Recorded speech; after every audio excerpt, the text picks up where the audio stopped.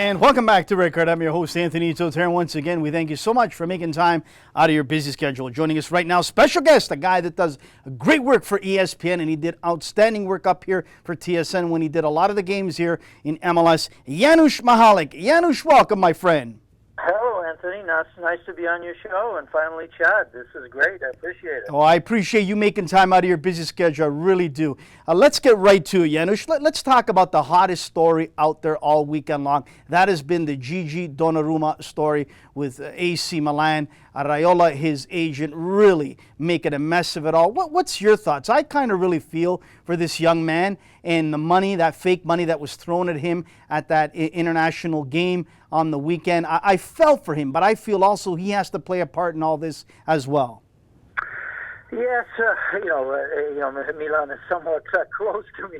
One of my favorite teams. I grew up obviously watching them. Had a chance to play against that great team of Arrigo Sacchi, of course, in 1991, and certainly it's not the same, but they're reborn a little bit. In terms of Donnarumma, I have to always think of it as a player, really, because it's Mino Raiola's award against AC Milan right now. It's hard to figure out who's right, who's wrong, right? But if you're Donnarumma, Anthony, right now, you don't really know if you're coming or going, I bet you. He has no idea what's happening around him, and I do want to give him more credit, but you can only imagine. I mean, started playing when he was 17. It's just kind of, it's his first season. We obviously know that he's very good, but it's hard to tell how good he truly is and how good he will be. And, what's the next step, right? You tell me that Real Madrid, for example, is going to go into defense of La Liga or, say, Champions League with Donnarumma and goal. I mean, if you look at, they're still going after De Gea.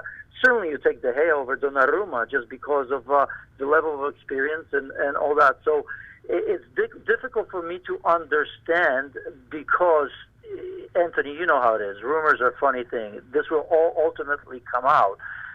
But I can't imagine that Donnarumma truly understands what's happening around him. I really don't believe in it. No, and I couldn't agree with you more. I mean, as a former player, what's the advice you want to give to the youngsters out there if they're embarking on a career on something that they know that they will be a professional player? Well, what's the advice you want to give to them and not be trapped in a situation like this?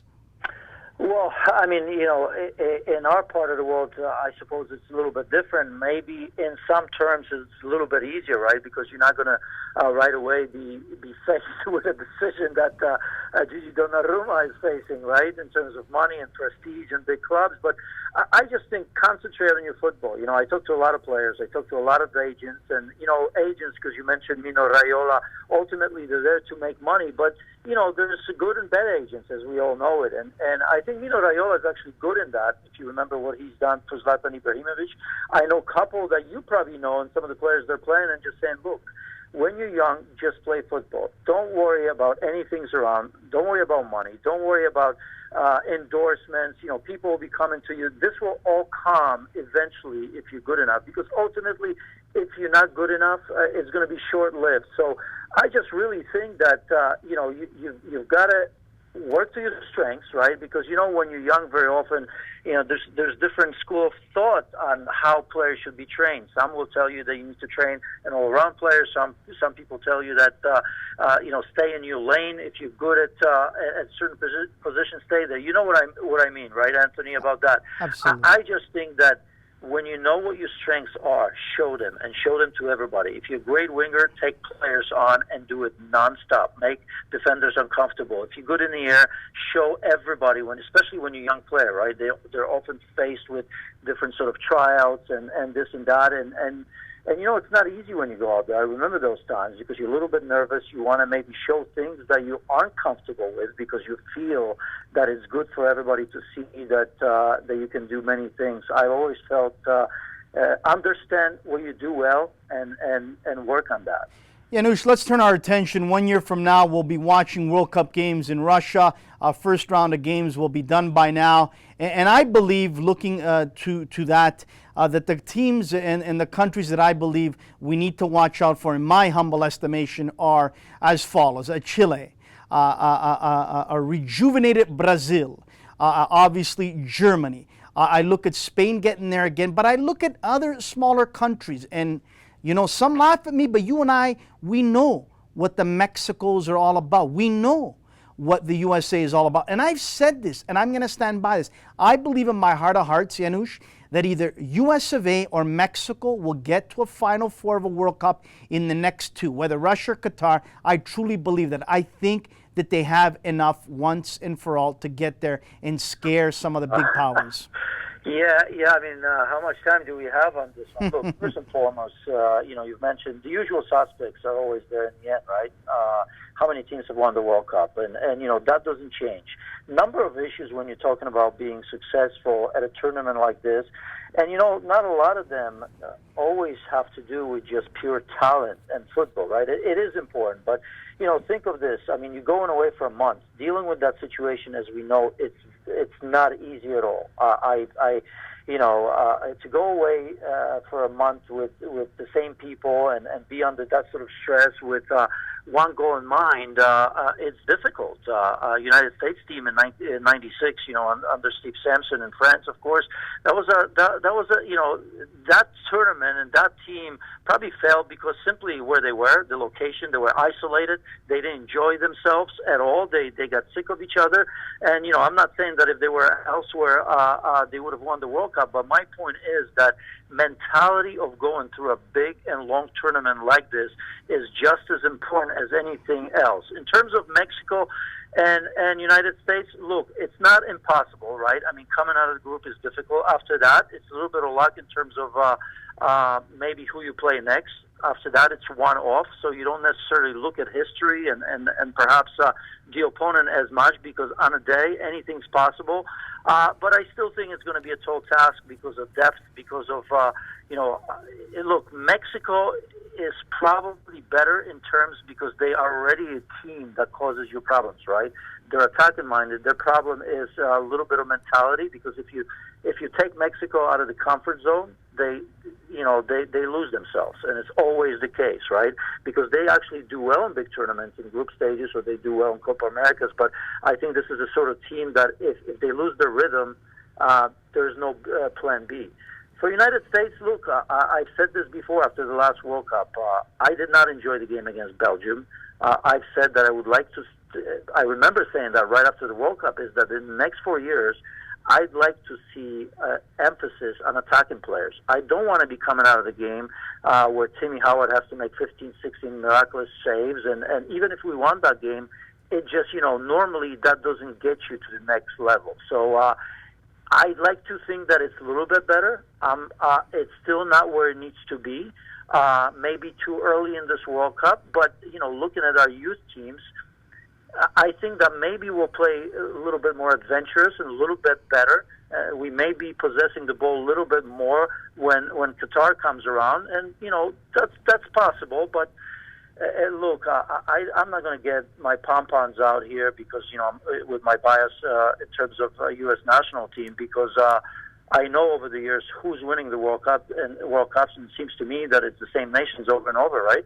Absolutely, and I couldn't agree with you more. I mean, it's going to be an unbelievable tournament in Russia, and I'm looking really forward to that. Let's turn our attention quickly to MLS, and sitting at the top of the Eastern Conference, TFC, sitting at the top of the Western, Sporting KC. Really not a big surprise, but Janusz, let's look at some of the teams at the bottom. I watched DC United here on Saturday, and boy, I felt for Bill Hamid. This guy, to me, is one of the top goalkeepers in the last 5 years in MLS. He was just, dejected and really, there was not enough words when I went in the locker room and looked at him. He was just so upset, and you feel for him. But there we have DC again, sitting where they're at. Then in the other conference, I'm shocked to see where Colorado's at. What's your thoughts so far this year? Well, again, not a lot of surprise. When you look at both standings, right, you could have predicted most of it, right? I mean, if you look at the bottom of the conference, DC United, Philadelphia Union, no surprise. Montreal Impact, I'm not necessarily surprised with that. Revs are better than they're showing, but they're kind of they're about where they were last season. Atlanta will certainly rise, but even with them, you look what they have going forward. what they're missing is the balance, the sort of balance that Toronto FC has, right? I mean, this is a team. Greg Vanning has done a tremendous job. I'm not just saying that because I'm talking to you in Canada, but I've been there many times. I've commentated their games, and I think what he's done is tremendous. We all know that he's got the advantage of the likes of Jovinko, Josie, and Michael, but there are other players that are very good, right? Vasquez has been a great addition. They've lost. Who they lose? Hagelin or Zabaleta? My apologies, I can't. Yeah, Hagelin's out for a good bit. Right, but they seem to be able to find different ways of winning. Right, the change of formation in the second part of last season has been very, very good, and in fact helpful to the way they play. Osorio's kind of coming into his own. Ricketts obviously is good not only off the bench, but if need be, he can start a game and cause you problems as well. Now you have Edwards that's coming out of nowhere, sort of, right? A youth product. So look, this is a balanced team. I commentate NYCFC, and under Patrick Vieira, they have done a tremendous job so far. David Villa, you probably won't agree with me. I was just doing my own show. But David Villa last year, there's some questions. Was he better? Was he the MVP or Jovinko? For me, David Villa is the right MVP. He's showing it right now. He is the best player in the league because he does it on both sides of the ball. He's got that extra special grit, right? So NYCFC are doing the right things. Look where they are. They're third. They're getting better. Wallace has been a great addition. But you know what? If NYCFC played against Toronto today in a 2-game series, I'd still take Toronto FC because they're balanced. But the wild card, Janusz, the wild card could be Jack Harrison. Well, he is, but if you look at the back four, there's still nothing there. NYCFC continues to concede left and right, and you can't win championships like that. You just can't.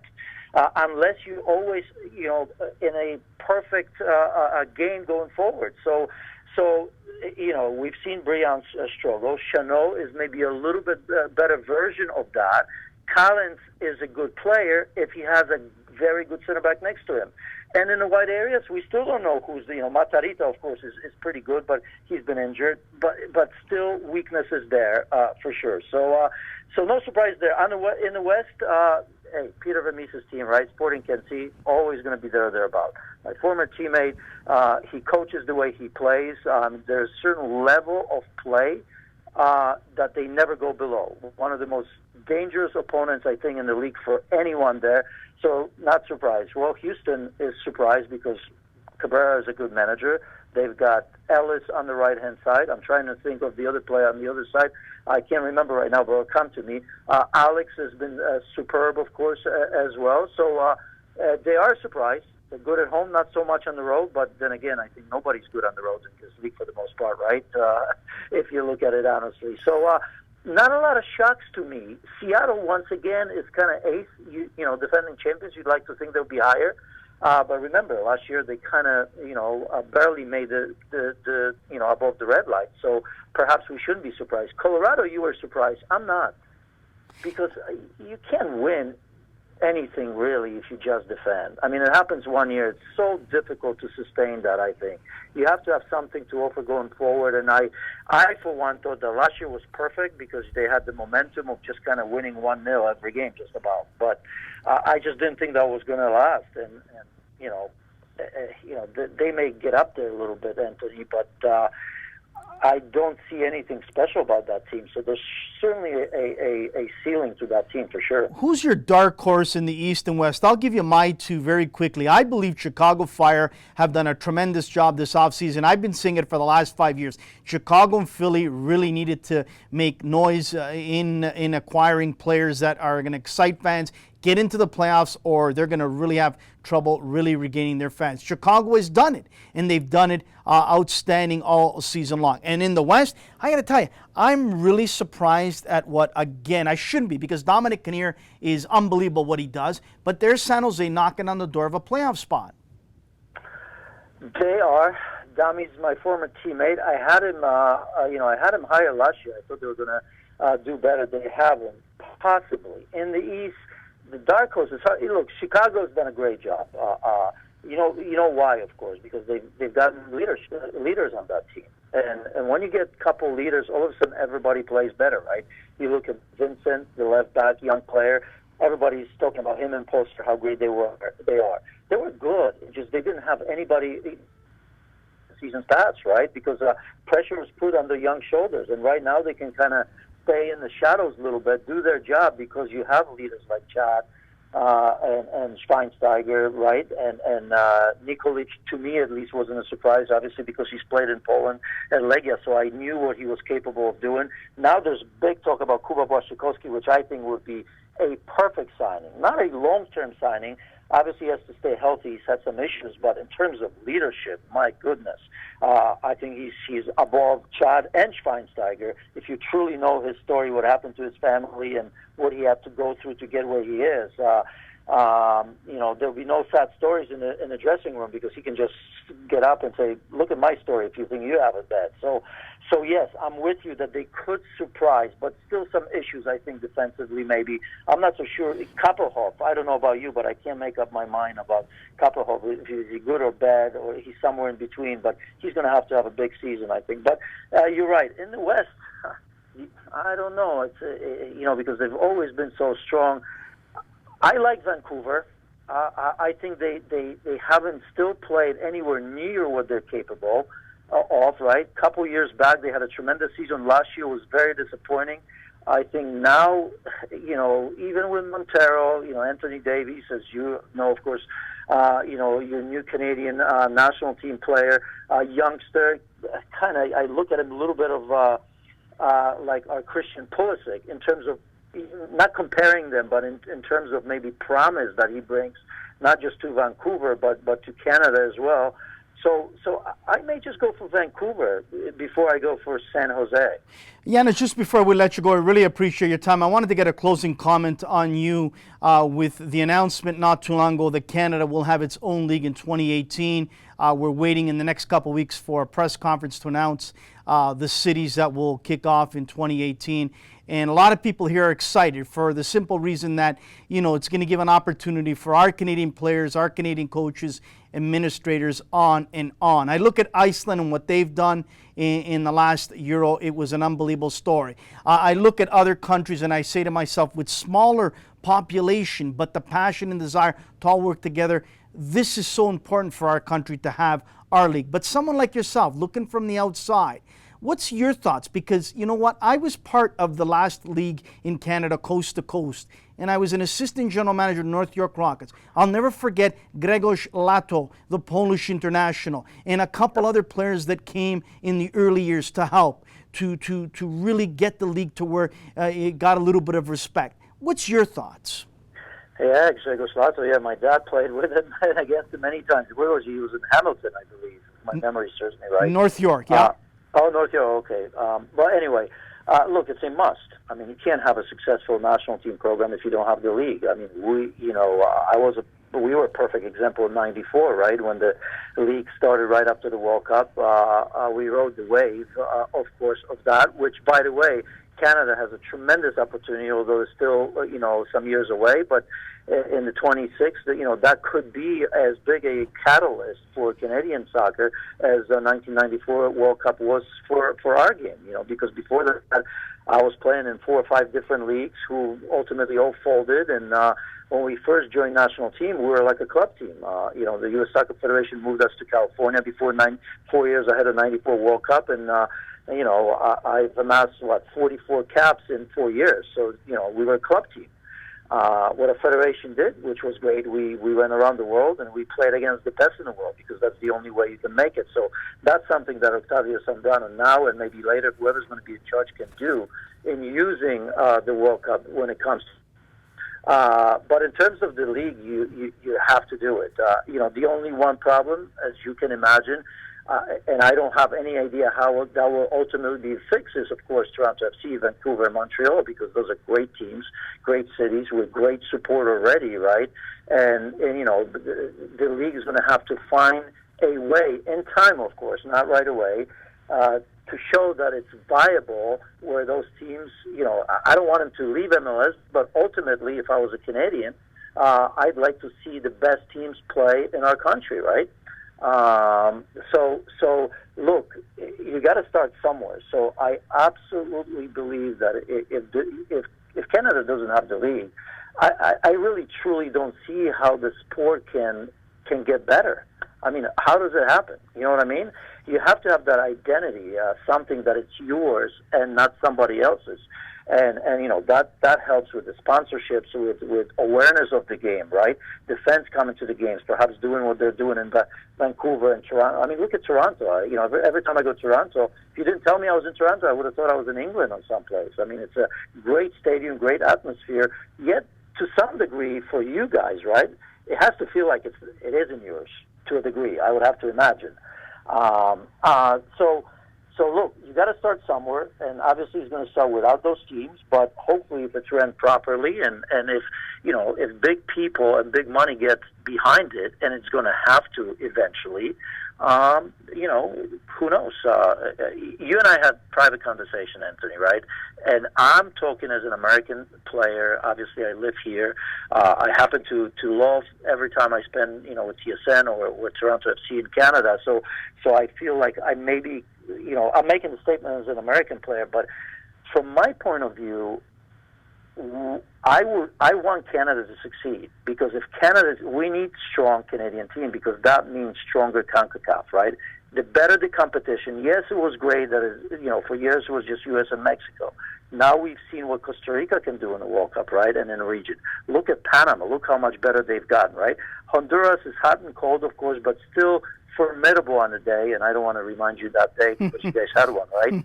Sorry, I had to throw that in, Anthony, the 8-1. But you know, but I tell you honestly, and some of my teammates will tell you that, you know, in the 90s, early 90s, when I was on the U.S. national team, Canada was a tough game. We never ever enjoyed playing against Canada. Fair that we won most of the games, but it was always an unbelievable battle. I enjoyed that, and I think that's being missed. I think a big country like Canada has to be one of the better teams in CONCACAF. God bless you. And everybody, Anthony, would benefit from that. Really, everybody, because you want this region to get stronger and stronger. So the games are meaningful here, and you don't always have to look, you know, to play against big European or South American competition. So I do hope you succeed, because it will make everybody better. Janusz, God bless you for saying that. Thank you so much for making time. It's been a blast. And I can guarantee you, all the Canadians out there that just heard that, the next time you're up here, they will take you out for your favorite cold beverage, and a meal is on them, because you as an American, you're neutral, you said it, and a lot of people thank you for saying it. God bless you. We really miss you up here calling the games for TSN. Keep up the great work at ESPN. And hey, don't be a stranger. We'd love to have you on again, my friend. I'll be coming over. I love coming to Canada. Toronto, obviously, I've been coming there a lot, but it's a special city. And you're a special guy. Thanks again, Janusz. Really appreciate it. That is Janusz Michallik of ESPN. What a class act. What a beauty. Our producers are going to cut that up, and we're going to post it up later on, and you're going to get to hear what he said about Canada having its own league. From an American working at ESPN, chew on those, ladies and gentlemen, boys and girls. He said it. God bless him for saying it. Right after this commercial break, Matthew Santangelo, writer for Football Italia, will talk about Gigi Donnarumma. The saga continues right here on Red Card. Stay tuned.